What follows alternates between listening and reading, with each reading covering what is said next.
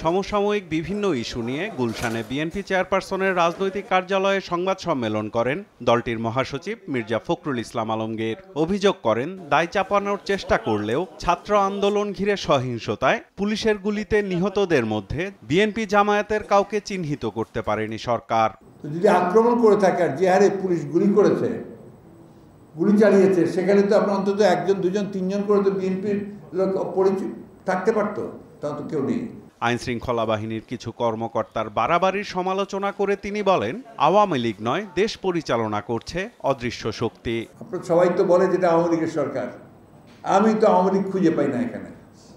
আমি যেটা বারবার আপনাদেরকে এর আগেও বলেছি যে এটা মূলত একটা আপনার এখন পুরোপুরিভাবে একটা অদৃশ্য একটা শক্তি, যে শক্তি এই দেশকে পরিচালনা করার চেষ্টা করছে, সেই শক্তির একটা সরকার।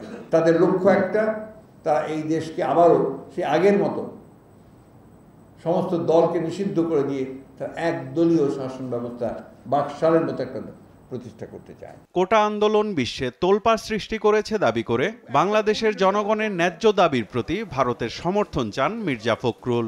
এই আন্দোলন করতে কিন্তু শুধু বাংলাদেশ নয়, সারা বিশ্বেই আজকে তোলপাড় চলছে। আমরা বিশ্বাস করতে শুরু করেছি যে ভারতের জনগণ তারা অন্যায়ের প্রতিবাদ করবে, তারা মানুষের ন্যায্য অধিকারের পক্ষে থাকবে এবং তারা গণতান্ত্রিক যে অধিকার, যে আন্দোলন, সে আন্দোলনের পক্ষেও তারা নিশ্চয়ই থাকবেন। আওয়ামী লীগ দেশকে রাজনীতি শূন্য করতে চায় অভিযোগ করে বিএনপি মহাসচিব বলেন, সারা দেশে হত্যাকাণ্ড তদন্তে সরকারের বিচার বিভাগীয় কমিশনকে বিশ্বাস করে না বিএনপি। আমাদের বক্তব্যের মধ্যে গণহত্যা বলা আছে। আমরা তো মনে করি জাতীয় হস্তক্ষেপ হওয়া উচিত।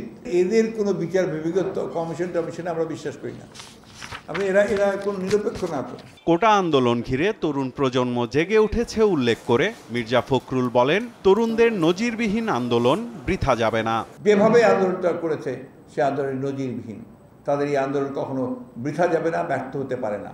সাইফুল রিপন, দেশ টিভি, ঢাকা।